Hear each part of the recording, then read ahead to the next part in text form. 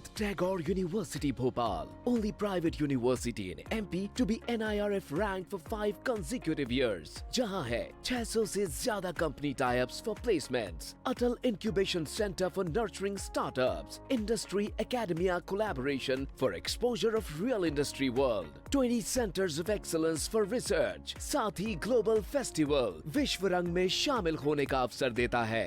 Rabindranath Tagore university, unlocking potential. सब बनेंगे followers, सब बनेंगे फैन। इस वायरलेस का फील्ड में टशन का ये जश्न है। राष्ट्रीय इलायची टशन का जश्न।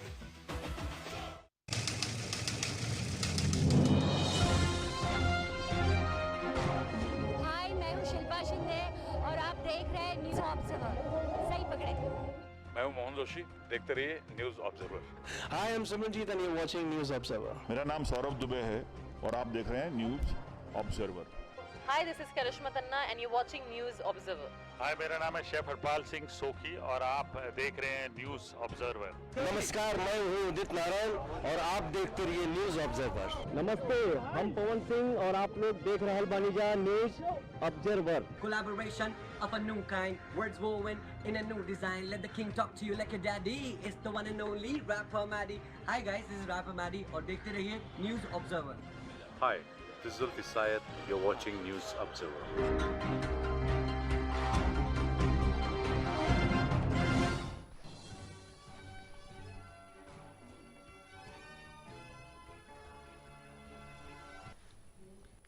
प्रधानमंत्री मोदी ने मेहसाणा में 13,000 करोड़ रुपए से अधिक के विकास कार्यों का लोकार्पण एवं शिलान्यास किया।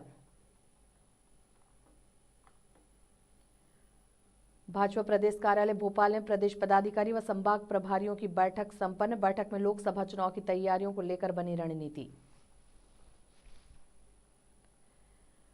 जम्मू कश्मीर के पूर्व गवर्नर सत्यपाल मलिक के घर सीबीआई की red. Kiru hydro power project में 300 करोड़ की रिश्वत का मामला, 30 ठिकानों पर छापेमारी। मध्य प्रदेश के उप मुख्यमंत्री जगदीश देवड़ा तथा लाफ्टर शो की कलाकार भारती बाबा महाकाल की भस्म आरती में हुई शामिल। ग्वालियर, चंबल, रीवा में हल्की बारिश के आसार। मध्य प्रदेश में आज भी बदला रहेगा मौसम, टेम्परेचर में भी होगी गिरावट।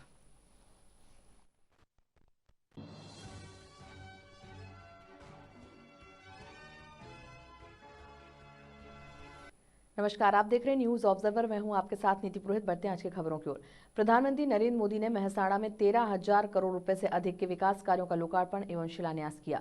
इस दौरान गुजरात के मुख्यमंत्री भूपेन्द्र पटेल भी मौजूद रहे। पीएम ने कार्यक्रम को संबोधित करते हुए कहा, ये भारत की विकास यात्रा में एक अद्वितीय कालखंड है। एक ऐसा समय है जब देव काज हो या देश काज, दोनों तेज गति से हो रहे हैं। आज विकास से जुड़े 13,000 करोड़ रुपए के प्रोजेक्ट्स का शिलान्यास और लोकार्पण हुआ है।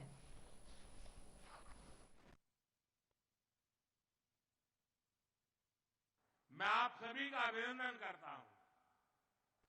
साथियों, भारत की विकास यात्रा में एक अद्भुत कालखंड है। एक ऐसा समय है जब देव काज हो या फिर देश काज, दोनों तेज गति से हो रहे हैं।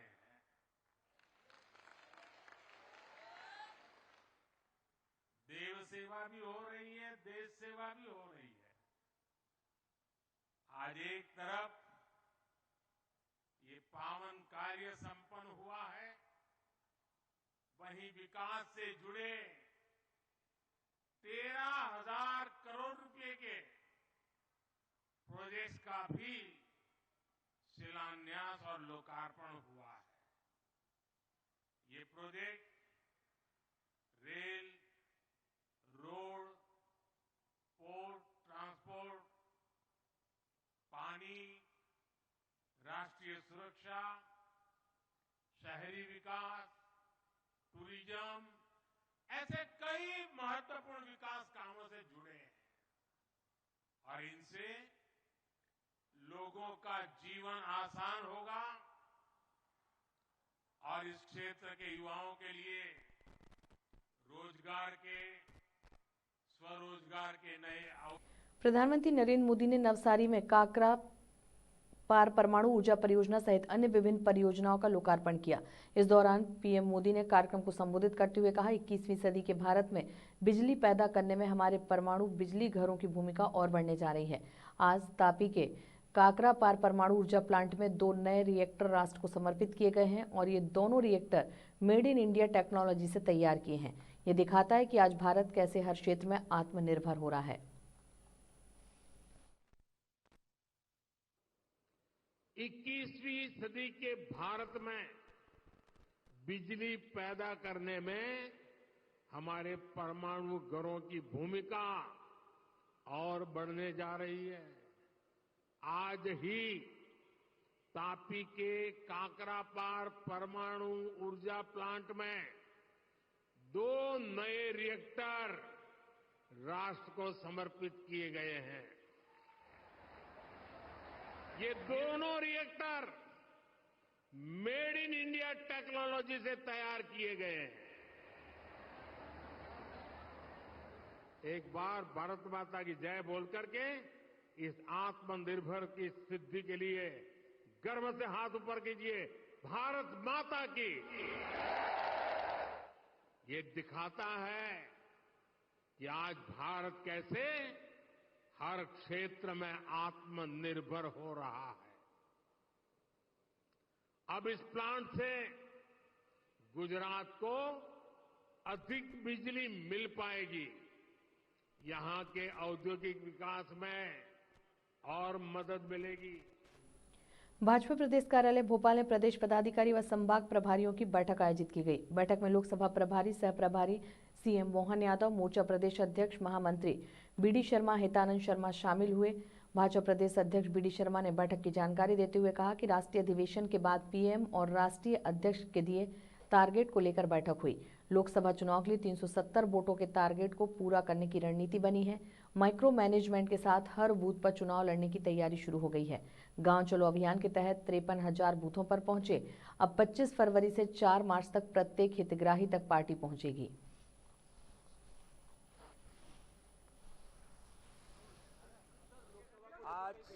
आज मध्य प्रदेश भारतीय जनता पार्टी की प्रदेश पदाधिकारियों की बैठक, उसमें सभी प्रदेश के पदाधिकारी, मोर्चों के अध्यक्ष, प्रकोष्ठों के संयोजक, तो हमारी जो टीम है मध्य प्रदेश की, आज उसकी बैठक थी। राष्ट्रीय अधिवेशन के बाद माननीय प्रधानमंत्री जी का मार्गदर्शन, माननीय राष्ट्रीय अध्यक्ष जी का मार्गदर्शन, माननीय अमित शाह जी का मार्गदर्शन और उस निमित्त लोकसभा के चुनाव की तैयारी की दृष्टि से हम पहले से काम पे तो लगे ही हैं, लेकिन माननीय प्रधानमंत्री जी के मार्गदर्शन में हर बूथ पर 370 वोट बढ़ाना, डॉक्टर श्यामा प्रसाद मुखर्जी के बलिदान धारा 370 के लिए जो हुआ, तो उस भाव के साथ हर बूथ पर डॉक्टर श्यामा प्रसाद मुखर्जी को 370 वोटों का समर्पण भारतीय जनता पार्टी के सभी कार्यकर्ता अपनी अथक मेहनत और परिश्रम से करेंगे। जो 10% वोट शेयर का हमारा संकल्प है, इसको लेकर के आज सभी पदाधिकारियों ने व्यापक तौर पर तैयारी, आज माइक्रो मैनेजमेंट के साथ हम इस चुनाव में प्रत्येक बूथ पर चुनाव लड़ने के संकल्प के साथ और प्रत्येक बूथ पर जीत हासिल करेंगे। इस पर आज हमने तैयारी शुरू की है। जिस प्रकार से गांव चलो अभियान था, गांव चलो अभियान में हम लगभग 53,000 से ऊपर गांव के अंदर भारतीय जनता पार्टी के कार्यकर्ता पहुंचे। उसी प्रकार से 25 तारीख से 4 मार्च तक, जिसमें मध्य प्रदेश ने 2, 3, 4 मार्च को मध्य प्रदेश के प्रत्येक हितग्राही तक जो केंद्र सरकार, राज्य सरकार की योजनाओं के लाभान्वित हमारे हितग्राही, जो हमारी ताकत है, उनसे संपर्क का अभियान भारतीय जनता पार्टी करेगी। आज की बैठक में हमारे प्रदेश के प्रभारी लोकसभा के डॉक्टर महेंद्र जी, सह प्रभारी सतीश उपाध्याय जी और सभी लोग आज बैठक में उपस्थित रहे। सभी मोर्चों ने भी अपनी तैयारी की है और सब मिलकर के माननीय मुख्यमंत्री जी उद्घाटन सत्र में उपस्थित थे, उनका भी मार्गदर्शन हमें मिला है। तो व्यापक तौर पर तैयारी के साथ हम मैदान में। जम्मू के कठुआ स्थित हीरानगर इलाके के मनिहारी में बुधवार की रात करीब 12:45 पहले ड्रोन की गतिविधि देखी गई। बीएसएफ के जवानों ने ड्रोन पर हमला कर दिया। इसके बाद इलाके में सर्च ऑपरेशन चलाया गया, जिस दौरान ड्रोन से गिराए गए आईईडी बम को बरामद किया। घटना के बाद बीएसएफ के जवान हाई अलर्ट पर हैं।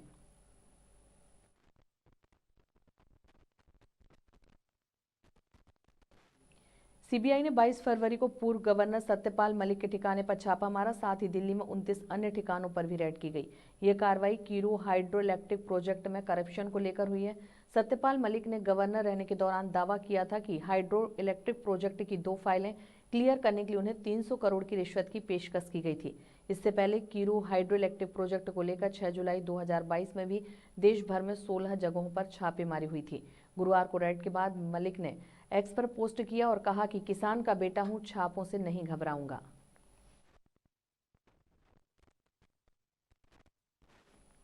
मध्य प्रदेश के उप मुख्यमंत्री जगदीश देवड़ा ने महाकालेश्वर मंदिर में पूजा अर्चना की और महाकाल की भस्म आरती में शामिल हुए। उप मुख्यमंत्री जगदीश देवड़ा ने कहा, आज परिवार के साथ भस्म आरती में शामिल हुआ हूं। बाबा महाकाल से यही प्रार्थना है कि हमारा देश प्रगति करे, सभी लोग खुश रहें।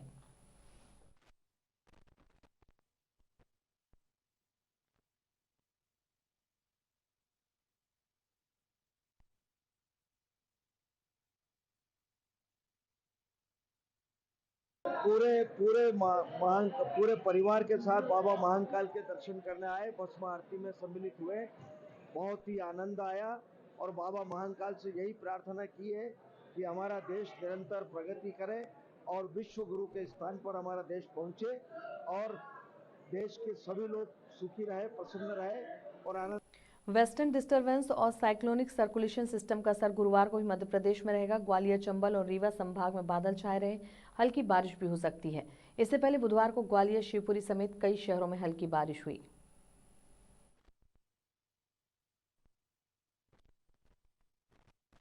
उज्जैन के श्री महाकालेश्वर मंदिर की भस्म आरती में गुरुवार को कॉमेडियन भारती सिंह शामिल हुई। वे महाकाल की भक्ति में लीन दिखी। नंदी हॉल में बैठकर उन्होंने दर्शन किए।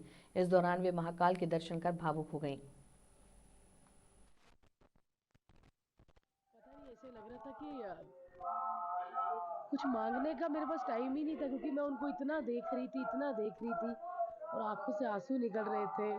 मतलब ये रोज सुबह मैं करती हूँ, अपने बच्चे को तैयार करती हूँ, तो आज ऐसे ही लग रहा था कि सब मिलके छोटे बच्चे को तैयार कर रहे हैं। बहुत अच्छी फीलिंग थी और बहुत कुछ मांगना था, लेकिन वो इतने सुंदर लग रहे थे, मतलब इतने अच्छे थे कि मैं कुछ मांग ही नहीं पाई, सिर्फ उनको देखती रही और बस आंसू निकलते गए। बस यही है कि महाकाल बस बुला ले अब वापस बार बार पूरी फैमिली के साथ। और जितने भी मुझे प्यार करते हैं दर्शक, मेरी कॉमेडी पसंद करते हैं, उन सबको महाकाल बहुत बहुत अच्छी हेल्थ दे और आप सब खुश रहिए। जय महाकाल।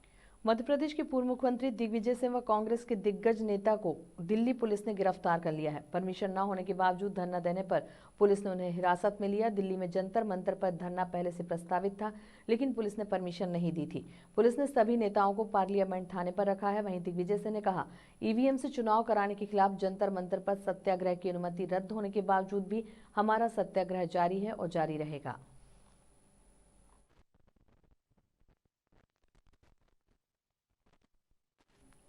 दिग्विजय की दिल्ली में गिरफ्तारी पर भाजपा प्रदेश अध्यक्ष बीडी शर्मा ने कहा, दिग्विजय ईवीएम को लेकर देश को गुमराह कर रहे हैं। संवैधानिक संस्था चुनाव आयोग पर सवाल खड़े कर रहे हैं। ये दिग्गी का चरित्र है। ये केवल मीडिया और गांधी परिवार की नजरों में बने रहने की कोशिश करते हैं। गिरफ्तारी दिल्ली के अंदर जो आप जानकारी मुझे दे रहे हैं, एक संवैधानिक संस्था इलेक्शन कमीशन और देश संविधान से चलता है और संवैधानिक संस्था में चुनाव जैसा ईवीएम को लेकर के आप केवल अनर्गल देश को गुमराह करने का काम कर रहे हैं, संवैधानिक संस्था पर प्रश्न खड़ा कर रहे हैं, तो ये दिग्विजय सिंह की फितरत है। केवल मीडिया में आने के लिए, गांधी परिवार के नजदीक जाने के लिए वो लगातार अनर्गल इस प्रकार के प्रयास वो करते हैं, बयान देते हैं, आरोप प्रत्यारोप करते हैं। तो इसलिए देश के अंदर कानून अपना काम कर रहा है। तो आज जो मुझे बता रहे हैं कि जो उस पर उनकी जो गिरफ्तारी दिल्ली पुलिस ने की है, तो दिल्ली पुलिस कानून व्यवस्था को बनाने के लिए जो आवश्यक हुआ वो कदम उठा रही होगी। कांग्रेस के खजुराहो सीट को सपा को देने को लेकर भाजपा प्रदेश अध्यक्ष बीडी शर्मा ने कहा, कांग्रेस अप्रासंगिक हो गई है। खजुराहो में इस बार रिकॉर्ड बनाकर इतिहास बनाएंगे।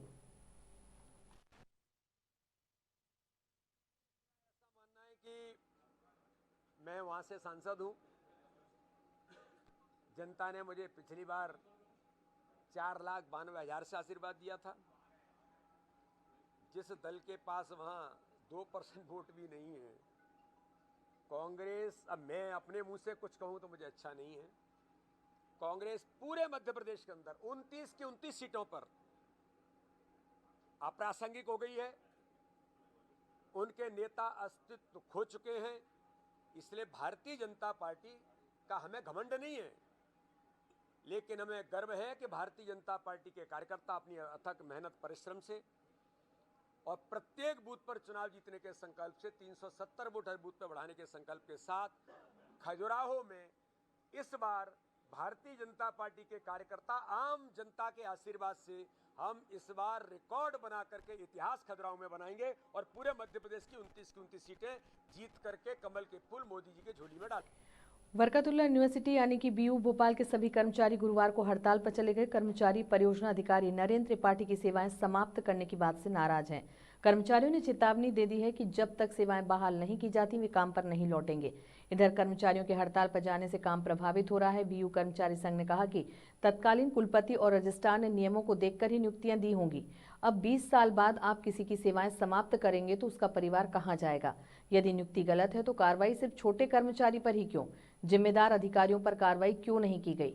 बीयू कर्मचारी संघ के अध्यक्ष ने कहा कि ये कर्मचारियों के साथ अन्याय है। जब तक परियोजना अधिकारी नरेंद्र त्रिपाठी की सेवाएं बहाल नहीं होती तब तक बीयू के कर्मचारी काम पर नहीं लौटेंगे। कर्मचारियों ने कहा कि विश्वविद्यालय वीसी ने आनन फानन में नियमों को दरकिनार करके निलंबन की कार्रवाई की है। उन्होंने वीसी को हटाने की भी मांग की है। कर्मचारियों की हड़ताल से विश्वविद्यालय की सेवाएं भी बाधित हो गई हैं। कई छात्र डिग्री और रिजल्ट के लिए भटकते नजर आए। वहीं विश्वविद्यालय से संबंधित परीक्षाएं भी स्थगित हो गई हैं।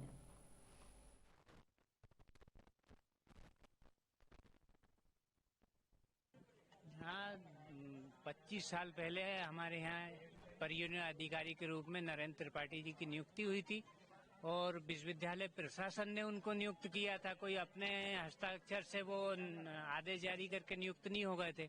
आज 25 साल बाद उन कर्मचारी की नियुक्ति को आपने समाप्त किया है, वो कि उनके और उनके परिवार के लिए एक कुठाराघात के समान है। और कर्मचारी सारे इस कार्रवाई का विरोध कर रहे हैं और कर्मचारियों ने आज ही आम सभा आयोजित कर कर्मचारी संघ ने ये निर्णय लिया है और महासंघ भी पूरा मध्य प्रदेश का विश्वविद्यालयीन महासंघ इस निर्णय के खिलाफ में कर्मचारी संघ के जो निर्णय हुए उसके साथ में है। जो नरेंद्र त्रिपाठी जी के खिलाफ कार्रवाई की गई है उसको तत्काल निरस्त किया जाए, उसकी मांग कर्मचारियों ने यहाँ की है। और जब तक ये आदेश निरस्त नहीं होता है तब तक सारे कर्मचारी कार्य का बहिष्कार करेंगे। कर्मचारी हित में जो अभी ऑर्डर आया है नरेंद्र त्रिपाठी जी के अगेंस्ट, वह गलत है और हम सब मिलकर कार्य का बहिष्कार करेंगे। शासन इसको जिस प्रकार की कार्रवाई की इसको निरस्त करे और हम लोग तब तक कार्य पे नहीं पहुंचेंगे जब तक ये जो उन्होंने ऑर्डर किया है उसको निरस्त किया। उप मुख्यमंत्री राजेंद्र शुक्ल ने बागेश्वर धाम छतरपुर में पीठाधीश्वर आचार्य धीरेन्द्र कृष्ण शास्त्री से भेंट कर उनका आशीर्वाद प्राप्त किया।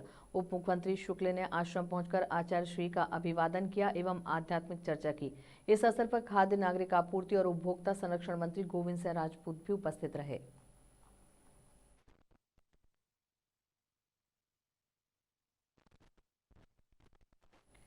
जिला बड़वानी के तत्वाधान में शहर के शहीद भीमा नायक महाविद्यालय में अंतर्राष्ट्रीय मातृभाषा दिवस मनाया गया, जिसमें करीब 500 लोगों ने हिंदी में हस्ताक्षर किए। स्कूल प्राचार्य राम सागर मिश्रा ने बताया कि उक्त कार्यक्रम में राज्यसभा सांसद सहित करीब 500 लोगों ने हिस्सा लेकर मातृभाषा के प्रति अपना कर्तव्य निभाया। इस दौरान स्कूल प्राचार्य राम यादव ने भी कार्यक्रम को संबोधित कर लोगों को मातृभाषा के प्रति जागरूक कर अपनी मातृभाषा के कार्य करने की अपील की।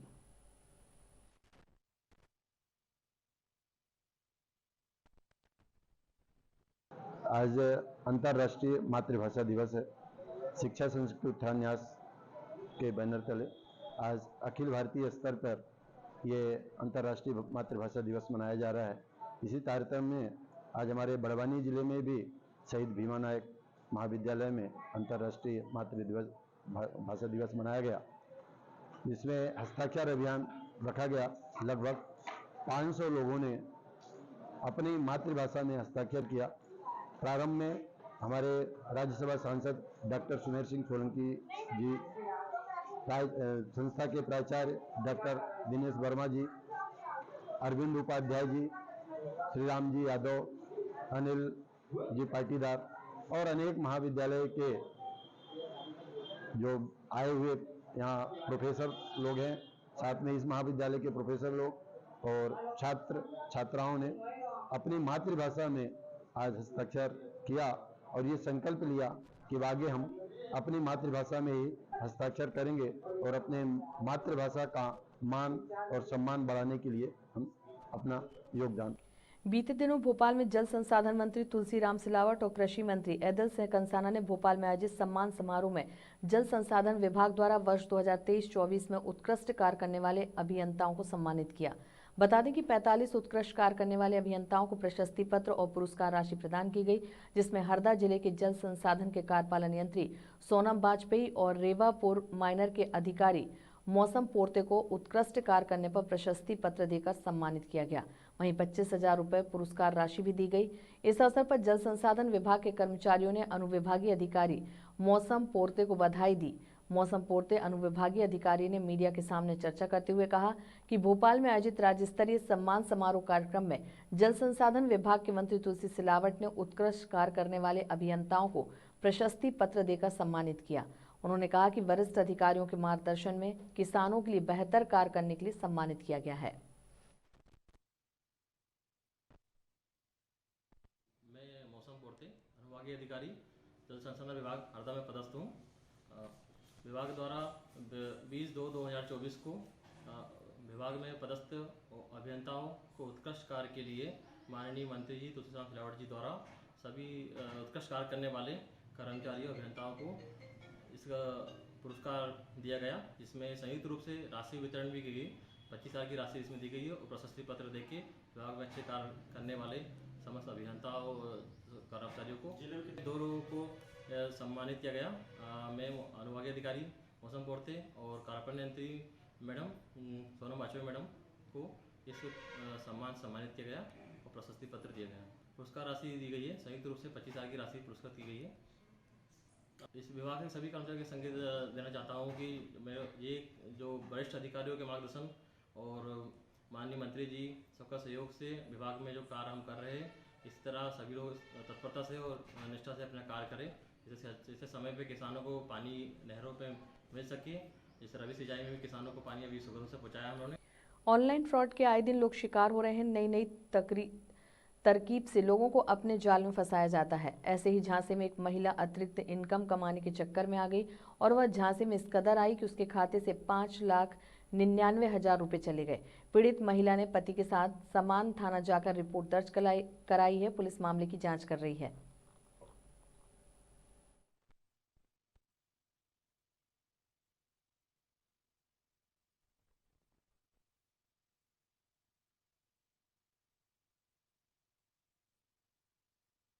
ये एक महिला रचना दुबे जी ने एक FIR कराई है कि उनके मोबाइल में कुछ दिन पहले एक व्हाट्सएप मैसेज आया था, जिसमें पार्ट टाइम जॉब के लिए पार्ट टाइम इनकम अर्न करने के लिए कुछ टास्क बताए गए थे। तो ऐसा फ्रॉडस्टरों के द्वारा उनको टास्क के नाम पे झांसा में लिया गया था। फिर उनको छोटा सा टास्क दिया गया था कि आप ये अतिरिक्त इनकम कमा सकते हैं और ये टास्क पूरा करिए। तो उसमें कुछ चैनल वगैरह दिए गए थे जिसमें सब्सक्राइब करना था। तो उसके बदले में उनको 100 रुपये, 150 रुपये, 500 रुपये ऐसे करके इनकम मिलता रहा और आगे चल के इनसे फिर पैसे जमा कराए गए। तो उसके बदले में उनको 10,000-10,500 रुपये मिल गए। ऐसे करके उनके द्वारा लालच देते लगातार लालच दिया जाते रहा और बाद में व्हाट्सएप से उनको टेलीग्राम में ऐड किया गया। टेलीग्राम में भी उनको टास्क दिया गया और दूसरे जो लोग ऐसे बहुत सारे लोगों के स्क्रीनशॉट उसमें दिखाए गए कि ये लोग बहुत पैसा कमा रहे हैं इसी तरह का काम करके। तो ऐसे करके लालच इनको दिया गया और एक बार इनके खाते में पैसे भी भेजे गए 10,500 लालच देने के लिए। लेकिन फिर इनसे आगे लगातार इनसे झांसा दे करके कंटिन्यू अलग अलग अमाउंट जो है लगभग वही 5,99,000 रुपये तक जमा कराए गए। अलग अलग खातों में। लेकिन और उनसे ये कहा गया कि आपको बहुत ही जल्दी इसमें जो है बहुत ज़्यादा पैसा मिलने वाला है। फिर बाद में कहा गया कि आप 10 लाख रुपए जमा करिए तो आपको 26 लाख रुपए मिलेगा।